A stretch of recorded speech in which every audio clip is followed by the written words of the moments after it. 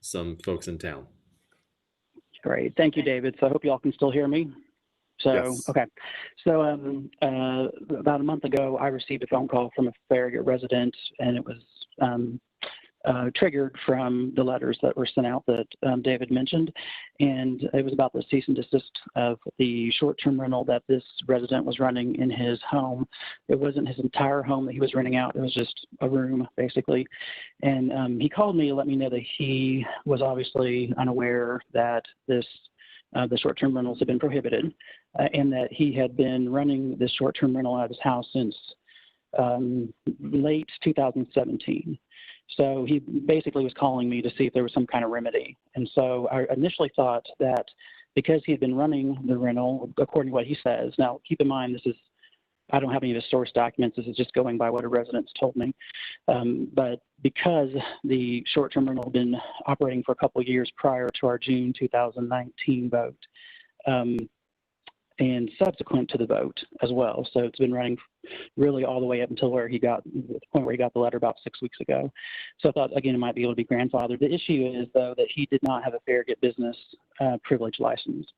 And as we put in the ordinance, I think that was the stipulation that we were going to use only the Farragut business privilege license as evidence of continual existence. So he definitely meets the first requirement, again, running prior and subsequent to the vote, but he doesn't meet the second requirement, which is the privilege license. I can only speak for myself. My intent in voting for the ordinance 20-19 or 19-20, I don't have it in front of me, the one that we prohibited the short-term rentals. My goal was to prohibit any short-term rentals starting up post our vote. I was never wanting, in my own mind, to pass an ordinance that would basically force a Farragut resident to shut down a viable business.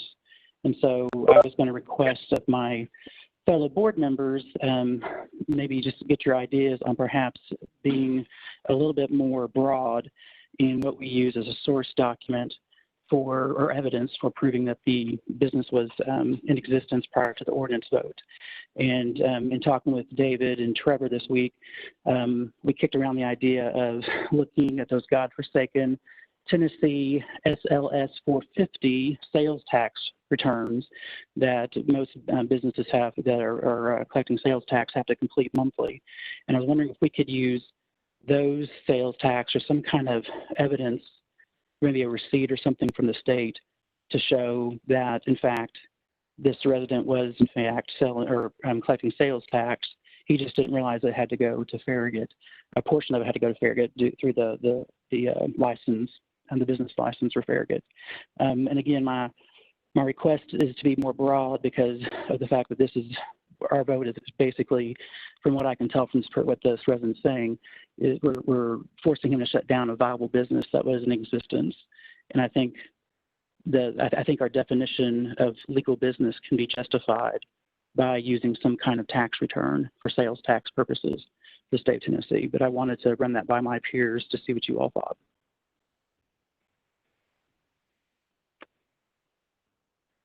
Well, I'll go first because I know that what happened in the state law was that you could no longer deny them by simply implicitly denying them. In the zoning ordinance, it was never listed as an allowable use. So that's what we were relying on to say that we don't allow these. And then the state law came out and said you basically have to explicitly deny that they're allowed to be used. You can't just use your zoning ordinance as hey, it's not in this list of allowable uses, therefore you can't do it. So that's what triggered having that ordinance put into place, was a state law that basically said we could no longer implicitly deny use of that. David, I think is that correct, that representation? Yes, ma'am, I believe that is correct. We had to specify that in the law to say that we either did not allow them anymore or any new ones anymore. So that way they could be grandfathered in. Our main issue was trying to determine how we were going to figure out if they were actually active at the time the ordinance went into place. And that's when we had the discussion around that to decide the business license was the best option to decide that. And that's the rub for me, because I know all along we kept talking about how it was because we didn't have it as allowable use, we didn't believe it to be an allowable use. So they weren't really conducting business legally before we passed this. I think that's the rub, is where does that, was that the existing understanding before we end up having to explicitly deny them? So I'm just kind of giving a little background about what I understood leading up to this ordinance that we passed. So yeah, and I appreciate the history. Just kind of at the end of the day, we obviously the state came in and said that you can't do it, you can't prohibit these implicitly. So we were, we as a town probably weren't as clear as we could have been. And so because of that, whether this particular resident, again, this is all just based on conversation, but I believe he most likely can produce evidence of being an existing business prior to our vote. So I don't know if we have a ground to stand on in terms of him not having a business license, because we never really said you could or you couldn't. So it could be very confusing, I think, to anybody looking at the ordinance. That's why we passed a more clear ordinance in June of 2019. So because of the vagueness of whether, and this resident just came clean and said, look, I didn't know. I mean, there could be other residents out there who maybe did look at the ordinance and it was confusing, and so they opted not to get the license. But I don't think that the town is tied into using a source document as evidence, solely being the Farragut business license. I think that we could, in fact, use a sales tax return in which they were remitting sales tax to the state, and they just didn't realize that they needed to have a business license. I think that we could actually even have a penalty, because I don't want people getting off scot-free necessarily. But because of the vagueness of our stance prior to the vote, and because his business was in existence, and because this person would have to shut down a business based on an ordinance that I personally voted for, had I known that this would have shut down his business, I would never have voted for it, because I wasn't interested in shutting down an existing business. And so again, I'd rather us, if we could, err on the side of being too broad in terms of what type of source documents we will use in this particular circumstance as evidence of a business being in existence prior to a vote. This is Alderman Pinchuk. I got a question or two. Did you, David, say there were 3 different businesses that were approached? I believe, Alderman, there were 4. I don't know. I'd have to go back and look, but I believe there were 4. How did we find those 4? I mean, did we stumble onto them? Is there a way to research this? Just curious. Yes, sir. This is Trevor. Let me go ahead, Trevor. I just wanted to clarify. I spoke with Holly Marlowe, our code enforcement officer, and she just went on to, short-term rental listings online and found, the listings for Farragut, and knowing that we had no legally grandfathered short-term rental units, she just used that to go out and send them a letter and say, hey, this is prohibited, and send them a letter. So that's how we found these individual short-term rental units. All right, my next question is, did we have any feedback from the other 3 residences? I have not. You have not? This is no, I wanted to talk to you all before I pursued anything further, so I haven't reached out to anybody. This is Trevor again. Speaking with Holly, I think 1 or 2 of the units that she contacted, they simply decided to make their default listing for 30 days or more. And that way, they're no longer short-term rental units. So that was just the feedback she got from I think 1 or 2 of the other ones that she contacted. They just decided, oh, okay, well, I'll just list on Airbnb and VRBO. You can you can specify your minimum rental time, and so that's what they did. Is they just made the minimum time 30 days, and that way they're not in violation anymore. Did she make them aware that they needed a business license to do that as well? Yes. Yeah. Okay. Have they applied? I'm not sure if they've applied. This is recent that she received that feedback from them. Let me ask you this. I'm not sure that that's required to have a license. That's I don't know if that's a business. If you own a house and you're renting it long term, I don't think that's considered a business like the Airbnb, which is a short-term rental, which is in fact kind of similar to a hotel. I don't think they're the same thing.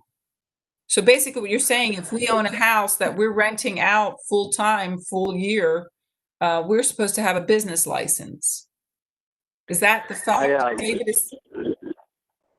This is Trevor again. In reading the state law on short-term rental units, in that section of the state law, it actually specifies that short-term rental units are required to comply with sales and use tax requirements of the state law. And so, sort of by reference, I think that the state understands short-term rental units to be a business type by default. I understand that. I'm talking about long-term rentals that are more than 30 days. They delineate out between a short-term rental, which is a business, and someone who's renting out a house on a long-term basis, which is really someone's using it as a residence, not as a place to stay on vacation. Now, Louise, I think you have a contract involved. If it's an owner that has rental property that he's renting to as a residence versus regardless of what length is considered short term. I think that you've got a differential there where that person is renting it to multiple people, just like a hotel would, where you would say that a person that owns a duplex or a house is renting it out with a contract with a damage deposit and all. So I think that's where your differential is. Okay. I got what you're saying. So I'm confused that if these two residents said they're going to shorten their lease to 30 days or less, they're still short-term rental. No, they lengthened it. They lengthened it to 30 days more. I thought he said shortened it. I'm sorry. Yeah, he lengthened it. They basically technically don't meet the definition of a short-term rental, even though they could very well be being used as a short-term rental. I mean, they could say, I seriously doubt that but before they switched their advertisement, that they were really renting all this time for 30 days or more. So I don't buy that, but that's neither here nor there. I don't either, Scott. And I would assume, just trying to get back on task, I think, I believe, if I remember our dialogue, we all were concerned about shutting down an existing business and that we didn't want to do that. And I think what's happened is that the staff's recommendation for source documentation of existence of business is too strict in this particular situation.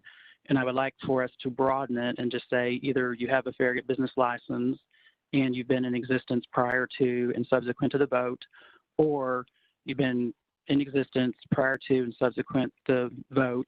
You can give us some sales tax returns, the SLS 450s or whatever they are. You have to pay a penalty because you didn't get the business license. You're not off scot-free, and your business gets to stay in existence.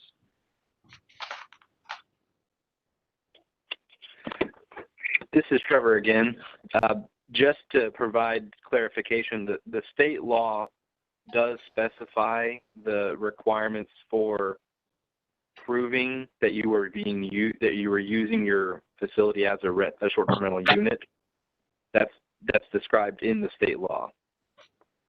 So we could easily use the language of the state law to decide what documentation would be needed.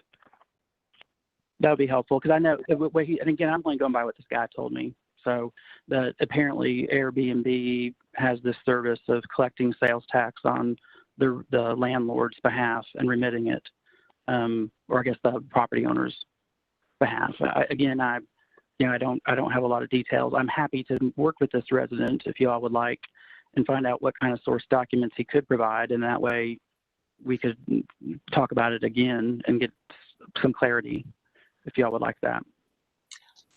I'll say I don't mind. If the state law supports that, there's other source documents that can be used, and perhaps we need to align. I think we might need to align our ordinance with the state law in that regard. And if that's the case, I don't have a problem considering this. But I would also a penalty. But I would also expect that he would have to start paying the occupancy tax as well. I'm okay with that. I'm perfectly fine with that.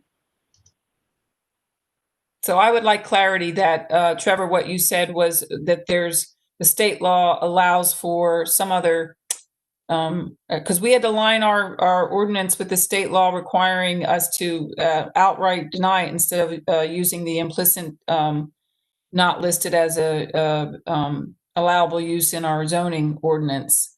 So the ordinance probably needs to align with what the state law allows as source documents for proving that it can be grandfathered in, whatever that is. Yeah, I think our ordinance does align with the state law because it references the state law requirements for grandfathering by reference. So it's not a matter of inconsistency. It's just that when we wrote our ordinance, obviously it was based on the intent to prevent and prohibit. So if we want to look and see if he meets the requirements for grandfathering, I think we can do that. I think that one of the issues to get around is that the state law specifies that when you pass an ordinance to prohibit short-term rentals, that the rule or regulation in place at the time a short-term rental begins being used as such continues to be the regulation that governs their use as long as they remain in use. And so that business license requirement would effectively have been the requirement prior to last summer when we passed our short-term rental ordinance. So I think really going forward, staff can make any changes to the ordinance that we need to. We just need to know, does the board intend to prohibit short-term rentals or allow them? Well, now, one of the things that was important whenever we first looked at this was we looked to see if there was any of them advertised on Airbnb or any of the other listings, and there was not. Okay. Since there was not any advertised at that time, I'm not sure how this fellow has been doing it secretively since 2016 or 17, whenever he said he's been doing it, if he was not advertising on Airbnb or one of the others, because at that time there was nobody advertising. So we said, okay, then nobody advertising. We don't have anybody, nobody to grandfather. And we went forward with a business license being the precursor. So it wasn't there. That was the reason I think we had a unanimous vote on it. Mayor Williams, I don't recall that. I recall doing a search on Airbnb and seeing a few pop up before we passed that ordinance. I do recall seeing. I didn't take down names and dates and all, who they were, but and addresses, because sometimes that's kind of hard to figure out just from the website. But we did have some in Farragut prior to passing this law. Here's the catch-22. If someone would have come in 2017 and said, I need a business license for my Airbnb, we would have told them, you can't operate an Airbnb. It's not allowable use in your zoning ordinance. So he wouldn't have been able to get a business license in 2017 anyway, because we would have told him that's not an allowable use. So right, and to add on to what Louise is saying, the state came in and said, hey, Farragut, you can't make that assumption because it's not that clear. So you have to clarify. And that's why we clarified. That's why, really, to Louise's point, I don't think the business license is even an issue because, to your point, Louise, the town wouldn't have issued it anyway. But the state came in and said you can't imply. You have to be more direct about it. So. Disagree on what we remember, but I'll have to go back and look. Or ask Mark, because I'm pretty sure they're the ones that looked it up. That was the concern, is if we don't have anybody, if we had somebody, then why did we not go forward and pick them out and tell them, hey, this is what you've been doing. We did not do anything like that.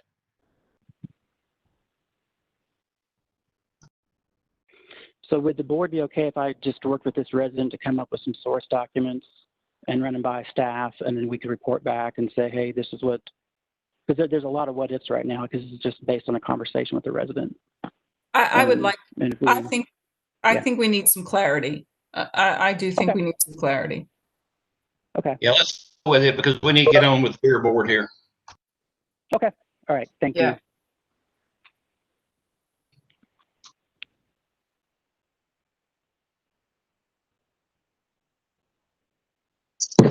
Okay, I've got 6:55. It's time to call to order the Farragut Beer Board for September 10th, 2020. First item on the agenda is approval of the minutes. Do I have a motion? I'm going to move to approve. Do we have a second? All right. Roll call, please, Allison. Alderman Burnett. Alderman Burnett, yes. Alderman Meyer. Alderman Meyer here. It's a yes. This is the vote on the minutes of the beer board. I'm sorry. I thought he was asking for attendance. Yes. Alderman Pinchuk. Yes. Alderman Pavlin. Yes. Mayor Williams. Mayor Williams. Mayor Williams, yes. All right, thank you. Passes. Next item is the beer permit request. It's for an approval of a Class 1 on-premise beer permit for Cracker Barrel Old Country Store located at 716 North Campbell Station Road. Do I have a motion? Sir. Oh, I'm sorry. You go ahead. I was just to let you know all the applications and information is in order, and the applicant is on the line tonight. And so the motion is to approve the Class 1 on-premise beer permit for Cracker Barrel Old Country Store at 716 North Campbell Station Road. So moved. Second. Thank you. I have a quick question on the application. It's checked new business. They're not a new business. Now it's a new beer permit. So I just have a question about our documentation there, the application. Should they be a new business or an other? It probably should be an other because they are an existing business, but they've never had a beer permit before. Do we need to, can you change that without any yes. motion or anything? Yes. Okay. All right. You say the applicant is online?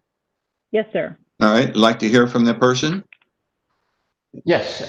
Good afternoon. Tayo Atonda here. I'm the attorney for Cracker Barrel. Just wanted to thank the board for taking the time to listen to this application. Cracker Barrel is rolling out a program to sell alcohol across their stores all over the country.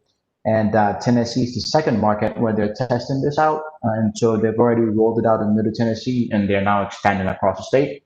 And this is a part of that effort. We are training all of our employees to comply with all of the local ordinance requirement in the town of Farragut, and that includes the hours of sale and also monitoring the sale of alcohol to minors and intoxicated persons. We're excited about being in this market, and we'll be happy to answer any questions that you all may have. My first question is, I missed it. What is your position with Cracker Barrel? I am the outside counsel for Cracker Barrel at outside counsel. Okay, thank you. Board members, are there any questions or comments?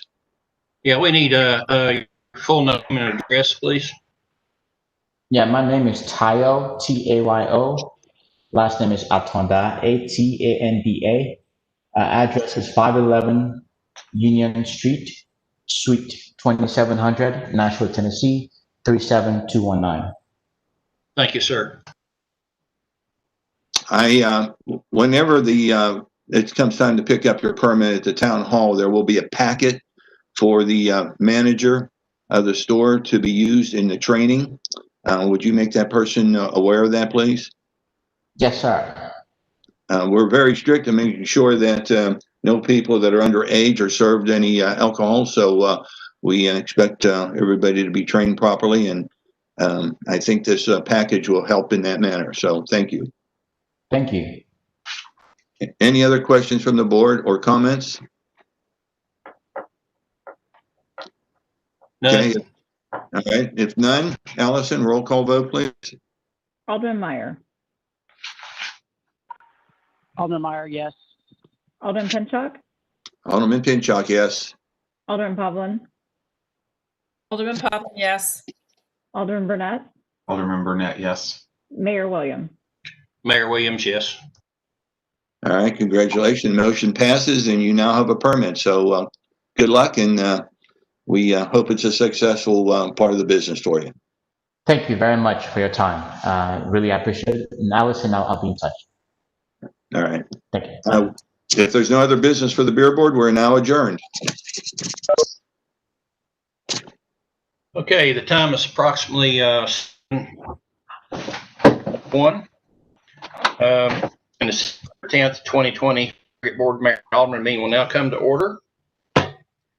Tonight will be on Governor Lee's Executive Order 1634-5160. Due to the pandemic, Executive Order 16 concerning electronic meetings has been extended by Executive Order 34, which was extended by Executive Order 51, which is now extended by Executive Order number 60 and shall remain in effect until 11:59 Central Daylight Time on October 28th, 2020, which at that time it will expire unless he chooses to extend it longer. In accordance with Executive Order, live access to the virtual meeting is made through Charter Channel 193 or TDS Channel 3. During this period, all Farragut citizen agenda or forum comments and questions along with a name and address should be emailed to comments@townoffarragut.org and should have been received by 12 p.m. the day in order to be included in the record of that meeting. All Farragut Board, Mayor, and Alderman meetings will be public notice per Tennessee state law. They will also be recorded and can be viewed later on Town of Farragut YouTube channel. Okay, pursuant to the Governor's Executive Order, all votes tonight will be taken by roll call vote. And I'll now ask the Town Recorder to please take an attendance roll call for a quorum. Alderman Pinchuk,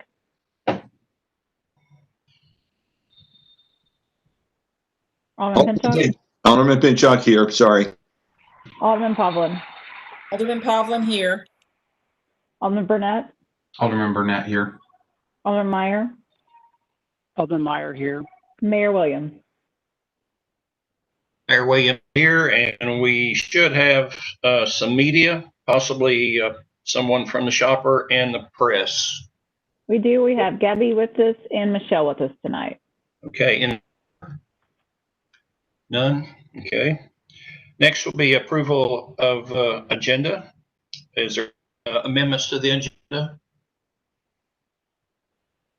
Yes, sir. Tonight we'll be deleting item 5B, the Farragut traffic calming policy. Okay. Move to approve the amended agenda, please. I believe that should be 6B. I'm sorry, 6B. Yes, 6B. Move to approve. I'll second. Okay. Okay, I now ask Town Recorder to take a roll call vote, please. Alderman Pavlin. Alderman Pavlin, yes. Alderman Burnett. Alderman Burnett, yes. Alderman Meyer. Alderman Meyer, yes. Alderman Pinchuk. Alderman Pinchuk, yes. Mayor Williams. Mayor Williams, yes. Let the record show that September 10th, 2020 amended agenda has been approved. Okay, next will be approval of minutes. I'll ask for a motion to approve the August 27th, 2020 minutes as presented. Move to approve. Second. Okay. I'll ask for a roll call vote, please. Alderman Burnett, Alderman Burnett, yes. Alderman Meyer, Alderman Meyer, yes. Alderman Pinchuk, Alderman Pinchuk, yes. Alderman Pavlin, Alderman Pavlin, yes. Mayor Williams. Mayor Wick, yes, and I think Alderman Meyer should probably abstain on this one since he was not present. Is that correct? That is correct. He was absent the last meeting. Okay, thank you. Okay, next will be the mayor's report, and I want to start off with a reminder to all the folks at home that the Historical Farragut Museum is now back open again in a limited capacity from 11 a.m. till 2 p.m. Tuesday, Wednesday, and Thursday. And the current theme is the 40th year anniversary of the town of Farragut. And this now brings me to one of my favorite proclamations that we do every year, is having lineal descent from a patriot of the American Revolution. I look forward to this year's proclamation of the founding of DAR, which is, I think it's 130th year anniversary. And I'd like to read that, please. Whereas the National Society of Daughters of the American Revolution, founded October 11th, 1890, and incorporated by an act of Congress in 1869, is headquartered in Washington, D.C., acting as a nonprofit, non-political, volunteer women's service organization. And whereas the DAR is dedicated to promoting patriotism, preserving American history, and securing America's future through better education for children with the motto, God, Home, and Country. Whereas DAR member volunteers more than 200,000 hours annually to veteran patients, award of thousands of dollars to students in scholarships and financial aid each year, and support schools for the underprivileged with annual donations exceeding $1 million. Whereas the DAR boasts 185,000 members and 3,000 chapters across the United States and throughout the world. Whereas any woman 18 years or older, regardless of her race, religion, or ethnic background, who can prove lineal descent from a patriot of the American Revolution is eligible for membership. Whereas the town of Farragut recognizes Andrew Bogle, Bonnie Kate, Cabot Station, Emory Road, and Samuel Fraser chapters in this 130th anniversary of the founding of the DAR. Now, therefore, I, Ron Williams, Mayor, town of Farragut, do hereby proclaim October 11th, 2020 as Daughters of the American Revolutionary Day, and urge all citizens to join me in this observance. Signed, this day of Farragut, 10th day of Farragut, that is. Okay. Also, I guess now, again, I want to urge everyone to stay with the physical distancing and face covering when around with each other, particularly those with pre-existing conditions, as they seem to be the main ones that are that have the roughest time with this virus. And now we'll yield the floor to the Vice Mayor for her report. Mayor Williams, did you want to read in the proclamation for the Constitution Week 2020 as well? I don't have that handy. That's on. I have it if you'd like me to read it. Yes, please. Okay. Whereas September 17th, 2020 marks the 233rd anniversary of the drafting of the Constitution of the United States of America by the Constitutional Convention, and whereas it is fitting and proper to officially recognize this magnificent document and its memorial anniversary, and to the patriotic celebrations which will commemorate the occasion. Whereas Public Law 915 guarantees the issuing of a proclamation each year by the President of the United States of America designating September 17th through the 23rd as Constitution Week.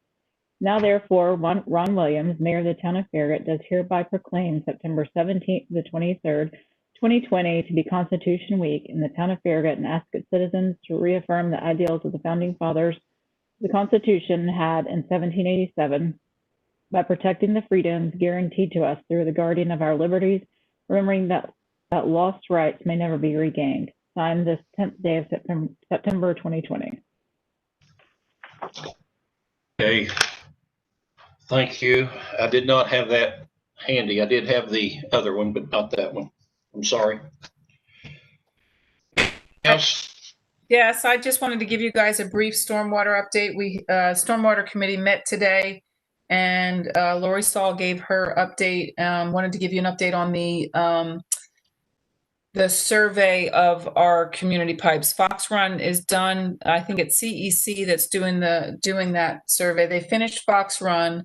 They're now currently working on preparing bid documents for the repair and or replacement of the existing pipes that need to be repaired or replaced. And once that is finished and we go through that process of getting those repaired and replaced and then spending those funds, we'll know how much funds we have left in that category to see where we can go with the mapping of the rest of the town. So I just wanted to give you a brief update on that. Okay, thank you. She didn't happen to mention the one she looked at in Sugarwood, did she? No, we're not, I didn't get clarity from her. She thinks it's somewhere between 12 and 15 pipes, so I'm not sure. And they're looking at them to determine parts of some pipes may need to be replaced, whereas the rest of the pipe may just need to be lined.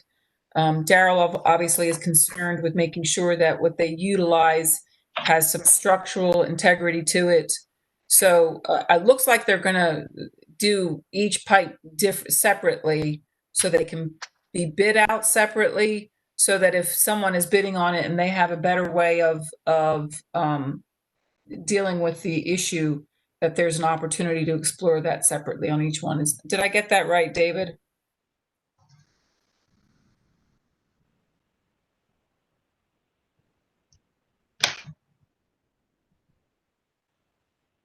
Sorry, I had to find the unmute button. I apologize.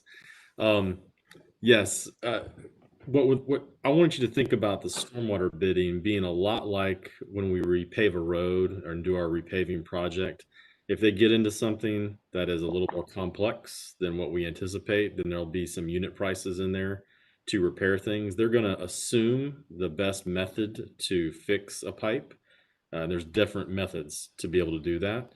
And they'll assume those things, but as somebody gets into it, then obviously they may have to do a little more work. So that's what they're working on right now, is getting those projects identified, figuring out just how many we'll be able to do with the monies that we have available.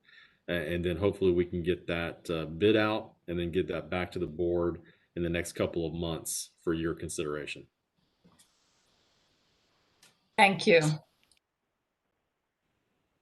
Okay, any other Aldermen have anything to report? No. What? I said I had none. Okay, thank you. Okay, tonight we have 5 ordinance to review with a public hearing tonight. The first will be public hearing on the second reading, and we'll start off with ordinance 20-09, an ordinance to amend Chapter 4, alcoholic beverages, Article 2, beer, to amend Class 4 tavern permit and to create Class 7 brew pub permit. Town of Farragut applicant. Good evening. This is Trevor Hotz. I'll present this to you. This is second reading of this ordinance. We have essentially two parts of this ordinance. First, in terms of the tavern permit, it creates a new tavern, Class 7 brew pub permit, and specifies the requirements for that. It also creates some definitions in that same chapter. There are 2 applicants for this ordinance. One being the Admiral Pub, and the second being Admiral's Corner. Being that it was approved on the first reading, there have been no changes for second reading, and so it is proposed that the Board of Mayor and Aldermen adopt Ordinance 20-09 on second reading. Move to approve. Second.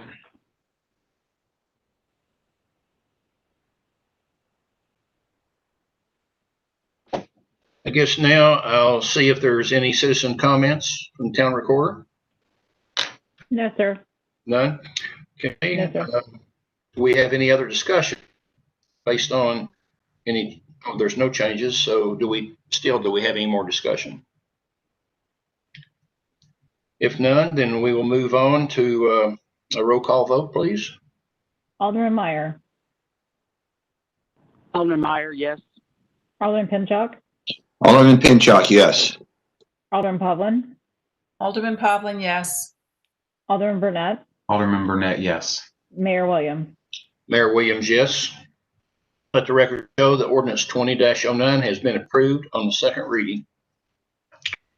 Go next will be the second part of the ordinance 20-16, an ordinance to amend the town of Farragut zoning ordinance to permit for brew pubs in commercial zoning districts. And do you want to go with that one, Trevor? Yes, I'll present this one to you as well. This is just a companion to that other ordinance we just read. It defines brew pub and microbrewery and creates the use of brew pub in our zoning ordinance and specifies the zoning districts where that will be a permitted use, and of course puts in some zoning related and some development related requirements for brew pubs. This was also read on first reading last meeting, and it is proposed that the Board of Mayor and Aldermen would adopt ordinance 20-16 on second reading. Okay, with no changes, I'll ask for a motion, please. Move to approve. I'll second it. Okay. Any citizens' comments on this one? No, sir. None. Okay, if none, then we'll move on to a roll call vote, please. Alderman Pinchuk. Alderman Pinchuk, yes. Alderman Pavlin. Alderman Pavlin, yes. Alderman Burnett. Alderman Burnett, yes. Alderman Meyer. Alderman Meyer, yes. Mayor Williams. Mayor Williams, yes. Let the record show ordinance 20-16 has been approved on the second reading. Okay, the next board review will be on the first reading. We'll start off with ordinance 20-12, an ordinance to rezone the property at 11824 Kingston Pike, partial 025, tax map 152C, group J, 1 acres from 01 office to general family or single family residential R2. Troy and Evangeline Jail Darvos applicant. Yes, this is Mark Shipley. I'll be presenting these next four ordinances on first reading. This particular rezoning involves a piece of property. It's a little over 1.8 acres. It fronts on Federal Boulevard, and it has an existing house or residential structure on it that was converted several years ago to an office. It was an insurance office for a number of years. Now the current property owner has bought the land to reuse it for residential purposes. So their plan in the future is to subdivide the property into single family residential lots and reuse the residential structure as a house once again. So the request is to really downzone this from office to general single family residential, which that is consistent with the future land use map for that area. It's also consistent with the zoning districts of both Linda Heights and Farragut Crossing to the south. When this was reviewed by the Planning Commission on August 20th, the Commission unanimously recommended approval of Ordinance 20-12, and staff recommends approval of Ordinance 20-12 on first reading. So moved. Do we have a second? Second. Okay, Alderman Burnett seconds. Okay, in the past, we have had some questions and comments, citizens. Is there any tonight? I do not believe so. No. Okay, in that case, we'll move on to discussion. We'll start off with Vice Mayor Pavlin. I have nothing. Nothing. Alderman Meyer. Alderman Meyer, pass. Alderman Burnett. Yeah, I think it fits the land use plan, and I'm glad to have that property that's been vacant with a vacant building on it. Glad to know something good's going to be done by the Stavroses, so I'm in favor. Okay. Alderman Pinchot. I agree with Alderman Burnett. Okay. Mayor Williams agrees as well. I think it is a good fit for that piece. Okay, motion and second. I'll ask the town recorder for a roll call vote, please. Alderman Pavlin. Alderman Pavlin, yes. Alderman Burnett. Alderman Burnett, yes. Alderman Meyer. Alderman Meyer, yes. Alderman Pinchot. Alderman Pinchot, yes. Mayor Williams. Mayor Williams, yes. Okay, let the record show that ordinance 20-12 has been approved on the first reading. Okay, next will be ordinance 20-13, an ordinance to rezone parcel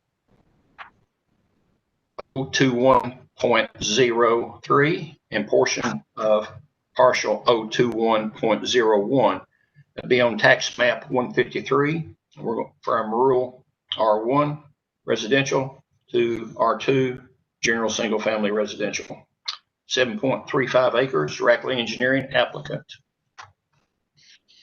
Yes, this property is actually recently re-subdivided, and it fronts on. It's kind of between Turkey Creek Road and Phase 3 of the Inverness subdivision to the north there in the yellow. Originally, the applicant did not have any frontage on Turkey Creek Road, and they were using the lot that was created through the re-subdivision several months ago, and its only access was to Spring Branch Lane, which was in Unit 3 of Inverness. There was a plat note on that phase that did allow access to this property from Spring Branch Lane, but based on the construction of the cul-de-sac there, it was pretty apparent that plat note was really referencing a driveway rather than a public street to extend from the cul-de-sac into this property. So when this was brought to the Planning Commission in July, they asked the applicant if they could try to secure an access onto Turkey Creek Road so that the street could come from that direction instead of through Inverness. And prior to the Planning Commission reviewing this on August 20th, the applicant did secure an agreement, I guess, with the property owner to provide for the public street to come from Turkey Creek Road. It's really not specifically relevant to the rezoning. The request is, it's currently zoned R1, which is rural single family, and they're requesting R2, which is general single family. So they did secure about a little over half an acre, and they will have a public street coming in from Turkey Creek Road if the property is rezoned. In fact, they've already submitted a preliminary plat showing that. It does not show an access onto Spring Branch Lane, just a sidewalk connection to the existing sidewalk there.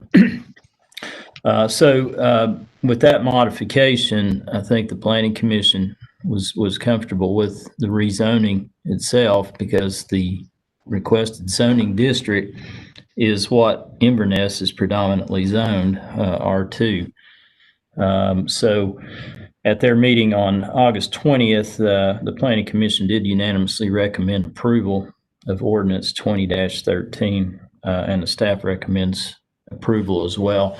This particular rezoning is consistent with the future land use map based on the developable density that they could obtain on this piece of property. I think the preliminary plat that they've submitted for Planning Commission shows 10 house lots, so it's a pretty small development there.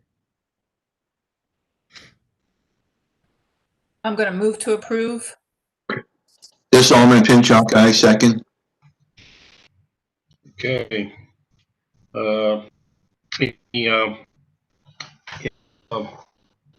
Thing from Mr. Rackley? No, sir. This is Russ Rackley, P.O. Box 30456, Knoxville, Tennessee 37930. No, Mark summed it up, and I think we were pretty thorough with our both meetings at Planning Commission to achieve what would work with what will work with this property within the town. So we respectfully ask for approval of this reading and rezone this property to R2.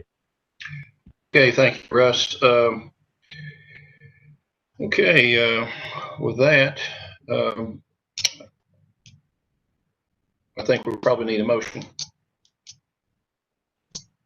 We have a motion and a second. We do? Okay. Then discussion. Anyone? We'll start with Alderman Burnett.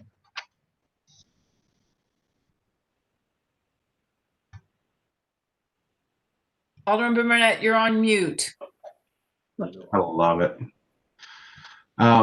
Either Mark or Mr. Rackley, do we plan on having a greenway connection from the cul-de-sac through the, down to Turkey Creek Road?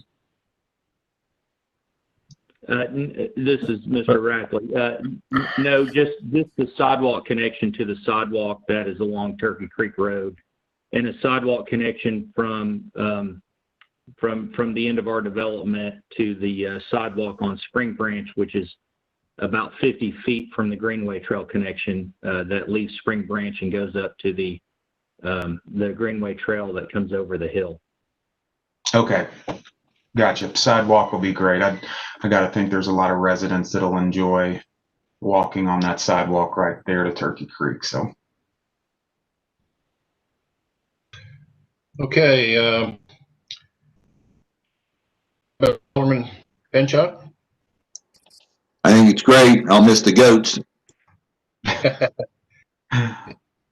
Okay, Alderman Meyer. Alderman Meyer, pass. Vice Mayor Poblin. I have nothing. I have nothing either. Looks like you guys did a good job with it. I appreciate your efforts with the property owner. Okay, with motion and a second, the town recorder, please take a roll call vote. Alderman Burnett. Alderman Burnett, yes. Alderman Meyer. Alderman Meyer, yes. Alderman Pinchuk. Alderman Pinchuk, yes. Alderman Pavlin. Alderman Pavlin, yes. Mayor Williams. Mayor Williams, yes. Let the record show that ordinance 20-13 has been approved on the first reading. Okay, next will be ordinance 20-14, an ordinance to amendment to the Farragut Municipal Code, Chapter 20, Article 5, driveways and other access ways, Section 22-150, specifications, permanent access, as access to from property being developed as it relates to circular drives on corner lots with more than 350 feet of total frontage. Town of Farragut applicant. Yes, this ordinance relates to a variance request that you all reviewed on August 13th for a corner lot in Village Green subdivision, dealing with the circular drive there. As part of that discussion, it was noted that our driveways and other access ways ordinance, which governs access onto all streets in the town, it does have a provision in there currently for allowing a circular drive on lots with less than 200 feet of frontage. But then there's a list of development criteria that the driveway and the front yard would have to satisfy. And it's also provided for in that ordinance that if you have more than 200 feet of street frontage, that you can have 2 access points. So the particular property in question was a corner lot, which you can add the two streets together to get your frontage length. And they had a pretty substantial amount of frontage, over 350 feet. And the request was to give them the option to have a circular drive in lieu of an otherwise one access point that would be allowed on one of the two streets that the property fronts. So Ordinance 20-14 does provide for that for lots that are corner of two local streets that have at least 350 feet of frontage. So it's going to be, big lots that have enough physical space for the circular drive to meet the criteria that's in the ordinance. And then while I was going through that section of our ordinance, I thought I tried to clean up some of the language and make some things more clear. Some of the stuff, I think part of the reason we got to the variance issue in the first place was that the language was a little bit unclear. And so I wanted to make it very clear in this ordinance exactly what the provisions would be for different kind of circumstances. So that's kind of an overview of what's in 20-14. When this was presented to the Planning Commission on August 20th, they did unanimously recommend approval, and the staff recommends approval of Ordinance 20-14 on first reading. Move to approve. It's Alderman Pinchuk. I'll second. Okay. Discussion. We'll start out with Alderman Burnett. Alderman Burnett, pass. Okay. Alderman Meyer. Alderman Meyer, pass. Okay. Alderman Pinchuk. Alderman Pinchuk, I pass. Vice Mayor Pavlin. Vice Mayor Pavlin, pass. Mayor does the same. With a motion and a second on the floor, I'll ask the town recorder for a roll call vote, please. Alderman Meyer. Alderman Meyer, yes. Alderman Pinchuk. Alderman Pinchuk, yes. Alderman Pavlin. Alderman Pavlin, yes. Alderman Burnett. Alderman Burnett, yes. Mayor Williams. Mayor Williams, yes. Okay, let the record show Ordinance 20-14 has been approved on the first reading. Okay, next will be Ordinance 20-15. An ordinance to amendment to the Farragut Municipal Code, Chapter 113, Tree Protection, Section 113-4, applicability as it relates to the provisions for utilities. Town of Farragut applicant. Yes, this ordinance relates to an amendment to the applicability section of tree protection ordinance, and that's basically the section that clarifies which activities are exempt from the provisions of the ordinance. And it currently lists 6 different activities. The staff was asked to look at that a little bit closer in light of some potential impacts that we could see with some of the new vertical utility infrastructure that might be dependent on satellite or aerial transmission, so that we had some control over what happens to tree cover and within our rights of ways and the easements that immediately abut those. So staff put together Ordinance 20-15, and again, similar to the previous ordinance, I really looked at the whole section holistically and not just the utility question, to make sure that the intent of this section and what we were trying to do and exempt and not exempt was pretty clear. When this was presented to the Planning Commission, they were in general agreement with the ordinance, but there was a suggestion to clarify. One of the things that I thought we needed to clarify in this applicability section was that just because an activity might be exempt from the provisions of the ordinance, that doesn't mean that an applicant doesn't need to still make the town aware of something and coordinate that with the town. It may not be subject to replacing trees or providing a tree protection removal plan, but they still need to make us aware.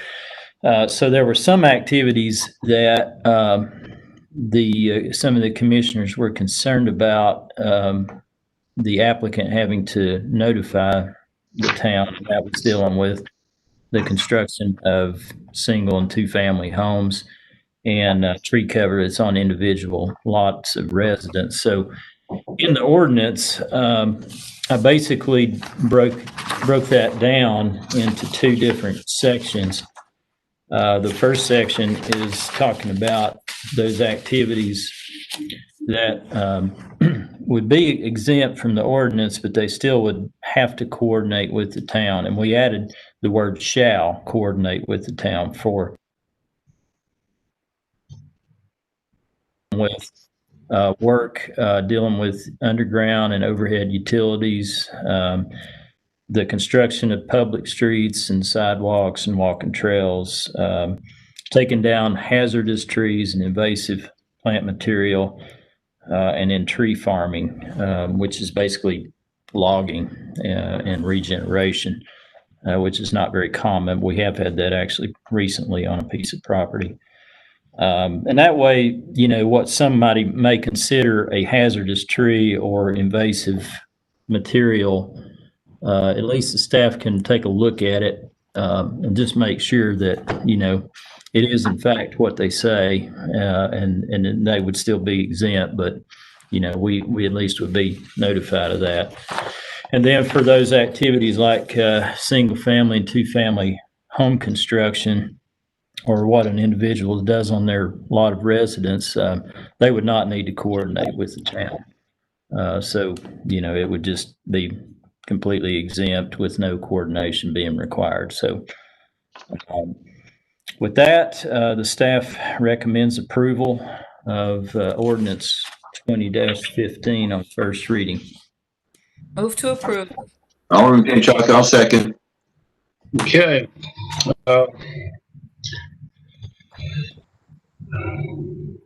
Do we have any discussion on this from the residents? Questions or comments? No, sir. Okay. If not, then we'll move on to discussion. Vice Mayor Powell. Thank you, Mayor Williams. This was something that I brought to Mark and David when we started talking about 5G and my concerns that although we do have a tree protection ordinance, that the language wasn't as clear as it could be. So I really appreciate Mark's efforts. I know that he has a plate full and then some that he's working through, and he had to stop to review this and take some time to make sure that the language was clear and that it was brought up to date. So I really appreciate his efforts, because I think we've got a something with a little bit more teeth in it for the issues that we may see coming before us. So I wanted to just thank Mark for those efforts. And the Planning Commission worked through what I thought was made it much clearer so that we could put the shalls in where we needed to, and then give relief to people that own private property, their opportunity to exercise their rights. So I just want to thank Mark again for his efforts. Okay. Alderman Pinchuk. I think it's well done. I have no other questions or comments, so I'm all for it. Alderman Meyer. Alderman Meyer, I support it. Alderman Burnett. Alderman Burnett, no further questions. I support it. Okay, same here with him. I think it's a great job by Mark. I have to echo Vice Mayor Powell. The Planning Commission looked at it thoroughly. I really appreciate that, because this is something that affects everybody, and we need to make sure that we were good and consistent with this. So, okay, with that, we have a motion and a second. I'll ask the town recorder for a roll call vote, please. Alderman Pinchuk. Alderman Pinchuk, yes. Alderman Pavlin, Alderman Pavlin, yes. Alderman Burnett, Alderman Burnett, yes. Alderman Meyer, Alderman Meyer, yes. Mayor Williams. Mayor Williams, yes. Let the record show that ordinance 20-15 has been approved on the first reading. Okay, next we'll move on to business items. We have five business items on the agenda tonight. We'll start off with approval to close James Boulevard on Friday, October 30th for the Freaky Friday event. Good evening. This is Sue. As you know, we've had, with COVID-19, all of our events have had to be relooked at and reprioritized and deconstructed in a lot of ways. So Freaky Friday is yet another event that we had to take a really close look at. It's one of our biggest events, usually held the Friday before Halloween at Mayor Bob Leonard Park.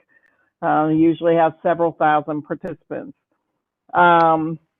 Staff looked at several options of trying to keep it at the park. We've talked with a lot of our peers across the state and the country and what they're doing over the Halloween events. And we realized then, after surveying the groups that help us with this, the ones that set up the treat stations along the way, that a lot of people weren't all that comfortable with having an in-person event. So we have modified this to be a drive-through event. It will be by registration. It will start on Jamestown and end at Jamestown, where Village Green Parkway connects there. I have talked to the Faith Lutheran and Farragut Presbyterian, and they're both fine and on board with that. Farragut Presbyterian is also fine with us using some of their parking for our vendors, the groups that help us, and we'll have some parking at the community center also. What we're asking is to close the road from 1 to 9-ish or 8-ish, I guess, on Friday, October 30th, with the exception of if the senior center is open at that time, allowing them access to that first turn in at the senior center off Jamestown. So we would make sure that they had access from 1 to 4 p.m. Those are their regular hours on that day. So I think we are making progress with all the details, and we just wanted to come today and ask you for permission to shut this road. Can I answer any questions for you? I'm going to move for approval. This is Alderman Pinchuk. I'll second. Do we have any, I don't guess we have any questions or comments from residents, but if none, we'll move on to discussion with our alderman, and we'll start with Alderman Pinchuk. Yeah, Sue, could you clarify something? You said in the past we've had several thousand, and yet you're going to have this done by registration, and there's time periods like 5 to 5:15 and 5:30, 5:45. How many cars do you expect to run through each one of those time frames in total?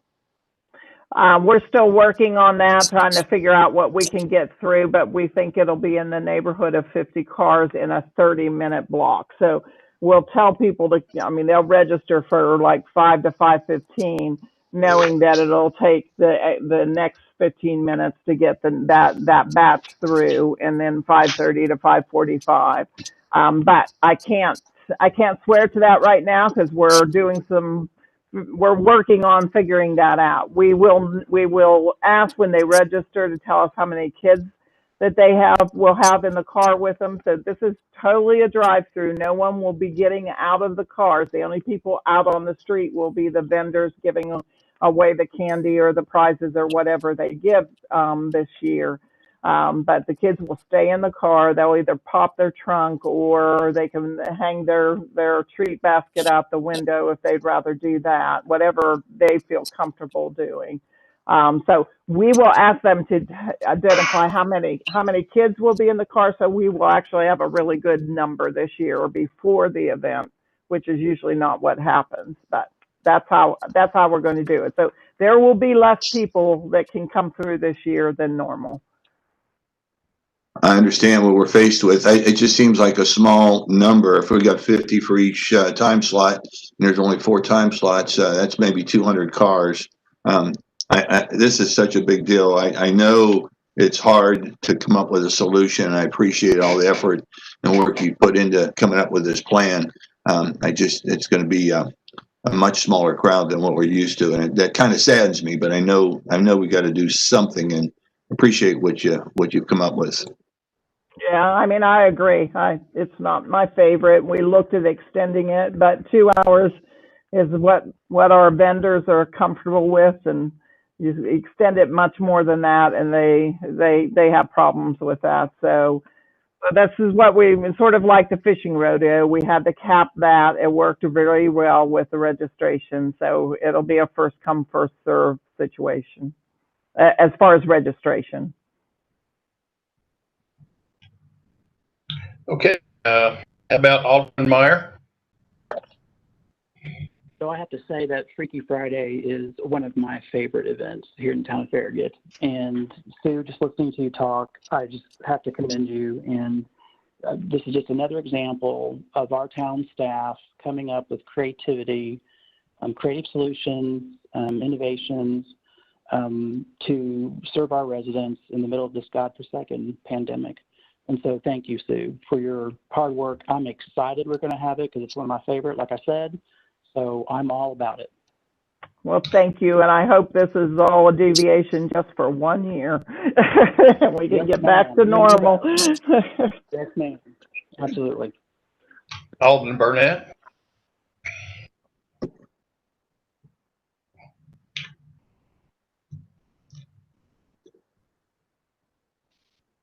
Okay, Alderman Burnett? Man, this is a rough night. Sorry about that. Yeah, I'll echo the same comments. It's not very ideal, but there's a lot that's not ideal now. So I thank Sue and the staff for putting extra work in to make something happen for the town. Hey, Vice Mayor Pavlin. I echo their comments. Thank you, Sue, for your efforts. This is a difficult time, and we're just trying to work through it and muddle through it. And I appreciate the efforts to continue to get our community together, even if it's in a very odd way. So thank you. Thank you. Okay, I agree with all, and let's just pray for good weather. So yeah, would be helpful. We will decorate the whole boulevard there. So, and we're really going to encourage our vendors to dress up greatly this year, including the Board of Mayor and Aldermen. And so that, even though the kids have to stay in the car, they at least will have fun stuff to look at and get that candy. So thank you. Okay, and I assume that Alderman Meyer still has his costume. Well, now, don't blow it for the kids, Mr. Mayor. So speaking to Olaf, and I have a feeling he's going to be in town that day. Okay. Rest assured, he will be there. Well, I'm looking for a few princesses. I got a couple princess dresses. I'm just saying, Vice Mayor, just FYI, Sue, just letting you know. And unfortunately, you know where I live, so. I do.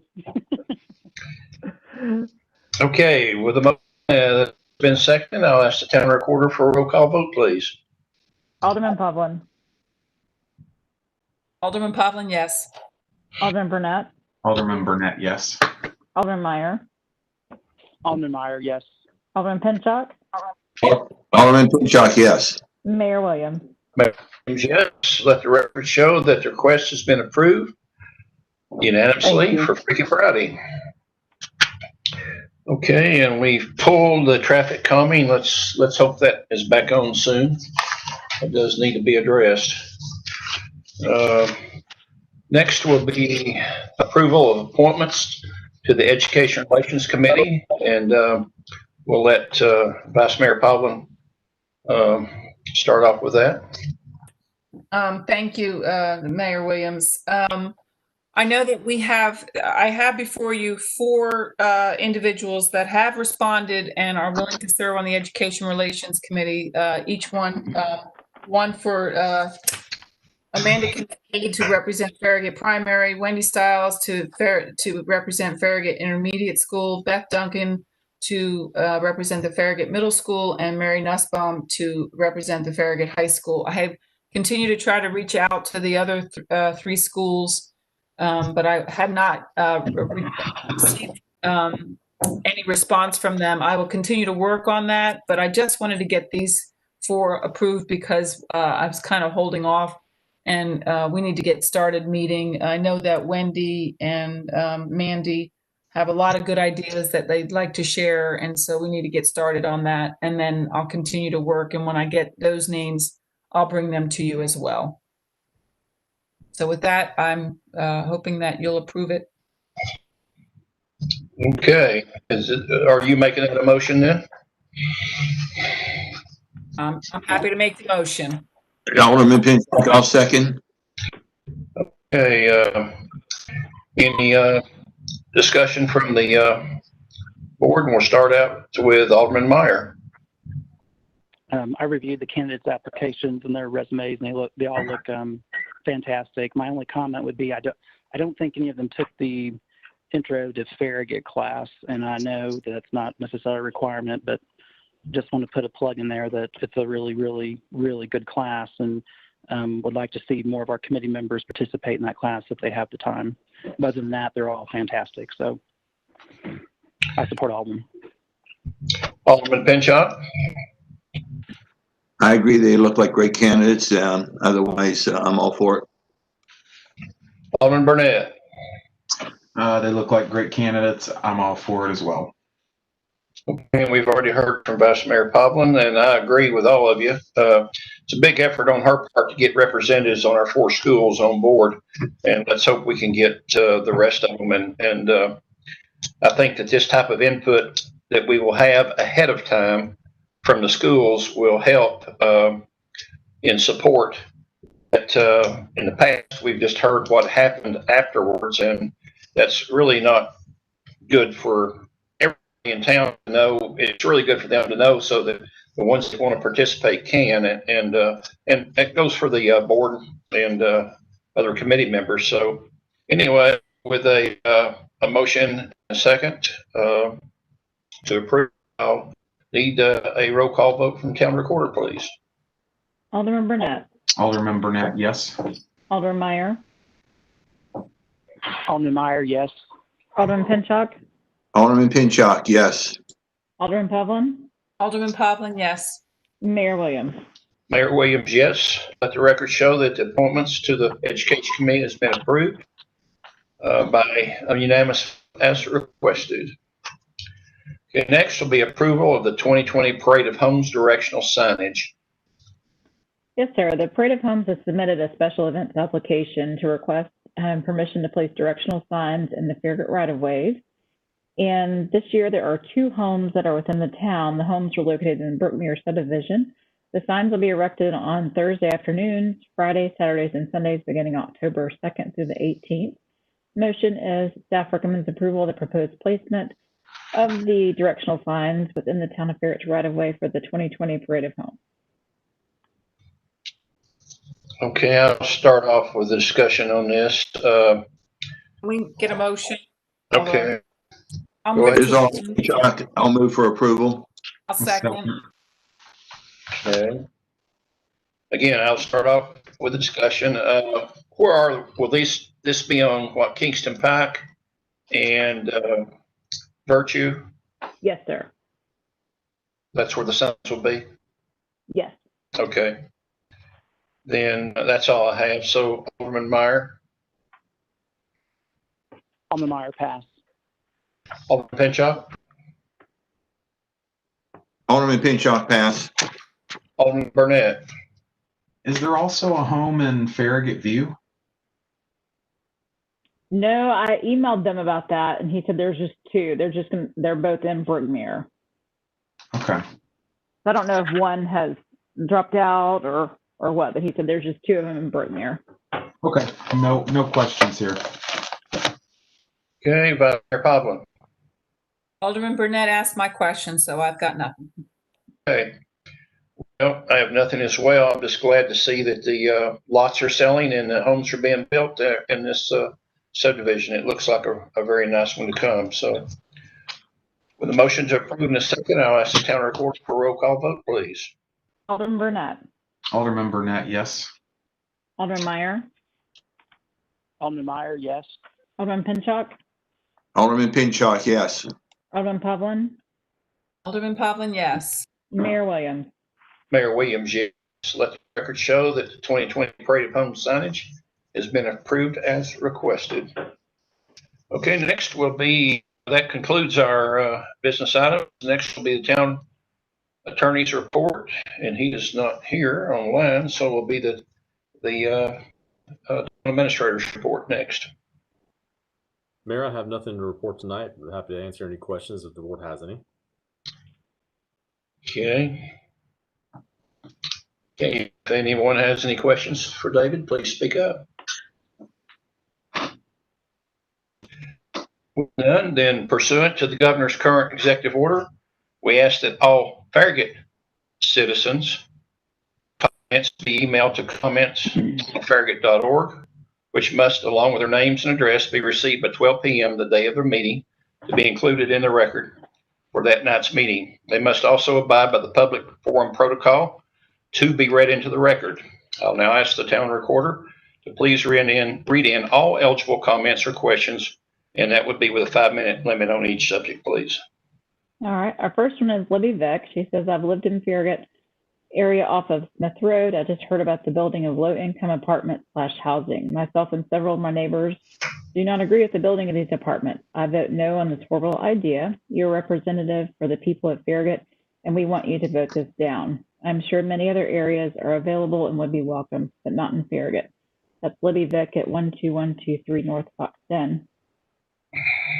Our next one is Phil Truitt, says, Dear Farragut Planning Commissioners, I'm writing in regards to the proposal to allow apartments to be built on the former Kroger building and or adjacent land, as well as the related rezoning, which would allow such multifamily housing to be built on this location. I was never surveyed or opposed the location due to the effect on the already heavy traffic congestion on Kingston Pike intersections at Camel Station Road and Concord Road at peak times. In addition to the detrimental effect of the additional traffic on our already overburdened road infrastructure, we will lose the opportunity to use this space as a dedicated area for small shops and independent restaurants similar to Market Square in downtown Knoxville. This will add significantly to the unique quality of life that Farragut aspires to offer its residents. In addition, sales tax revenues will be generated from the small businesses of our town. I'm asking that you vote against both the proposed apartments and the rezoning that would enable multifamily housing in this location. The next one is Sharon Hayes. My husband and I oppose the development of an apartment complex on the above property, which is, she's referring to the old Kroger location property. Schools, streets, etc. are already congested. Farragut has always been mostly a single home residential area and or area of nice subdivisions, and it continues to draw new homeowners for that reason. That's from Sharon Hayes. And we have Annette Ayer. I am a resident of Inverness subdivision, and I came to know about the apartments are being considered for the old Kroger area. I'm not certain how the area is zoned, but if nice apartments such as what are on North Shore and Pellissippi area are built, loft-style apartments, it may be okay, but cheap apartments would not be welcome. The townhouses or block homes with little character are not welcome.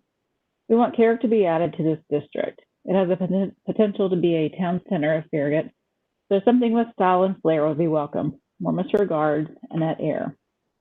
Donna Leach. I've lived in Concord Hills since 1980. I have approved almost everything the town of Farragut has done since its inception to improve the community for its citizens. However, I find I must protest the rezoning of property as currently planned. I have taught at Farragut Intermediate School for 20 years, and I can personally attest that every conceivable closet is currently being utilized for an adjunct personnel. I am extremely concerned about the influx that the proposed apartment community will have on the school population.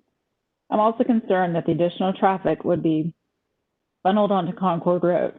It's extremely difficult to exit our subdivision during school and work hours. Currently, with the proposed density, this would intensify the problem.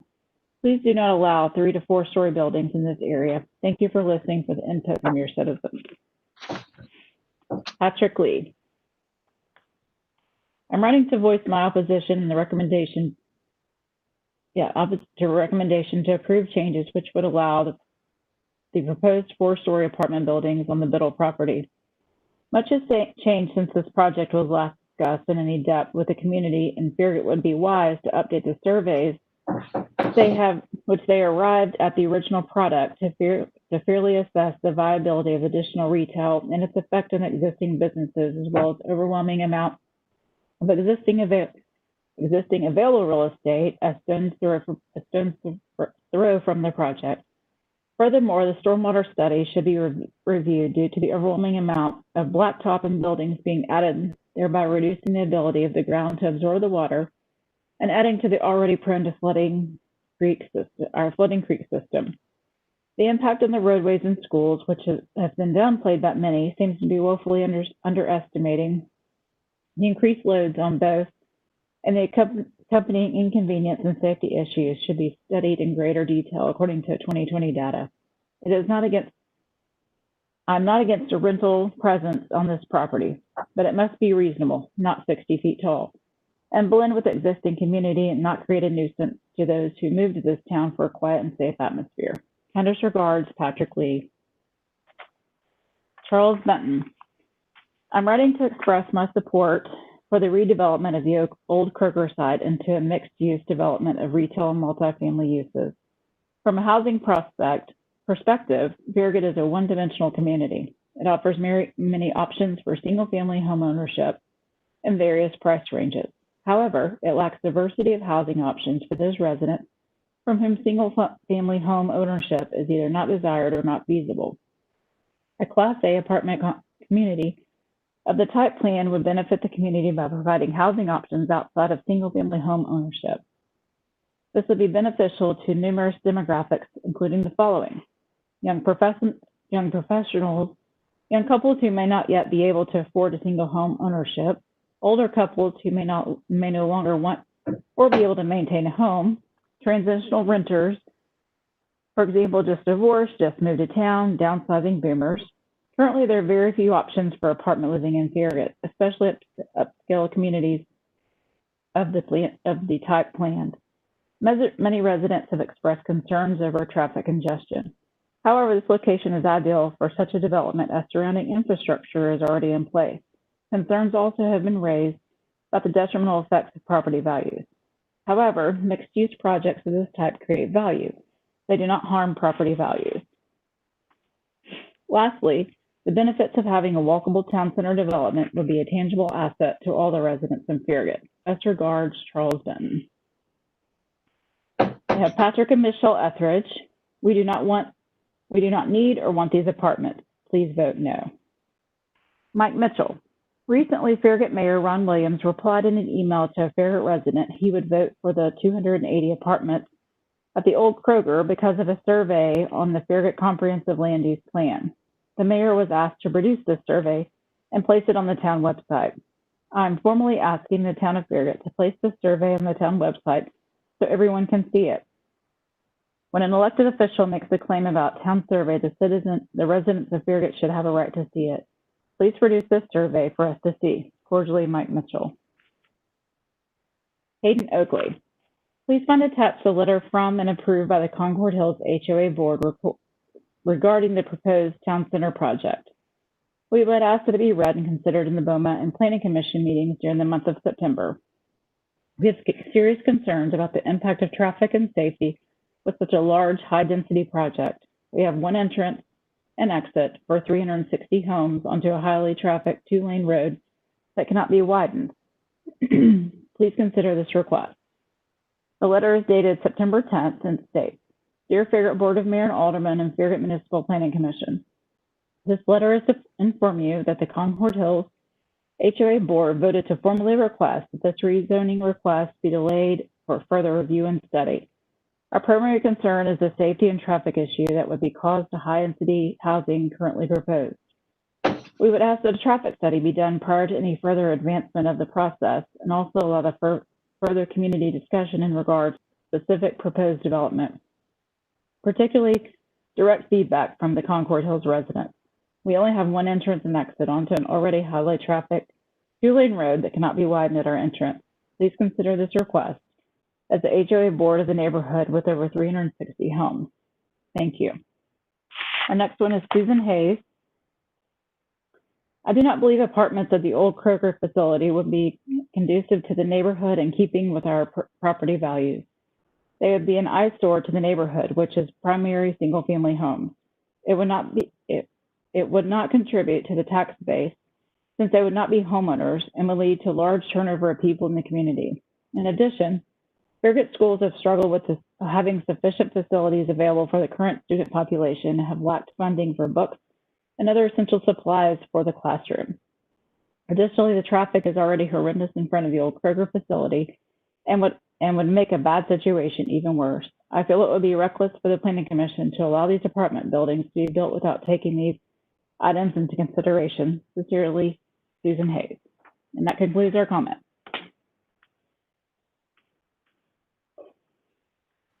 Okay, thank you.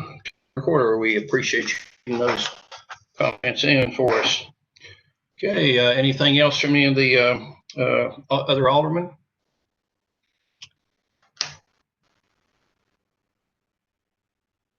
Okay, if none, then the time is approximately 8:06 p.m. and without objection, the September 10th, 2020 Farragut Board Mayor and Alderman meeting is now adjourned.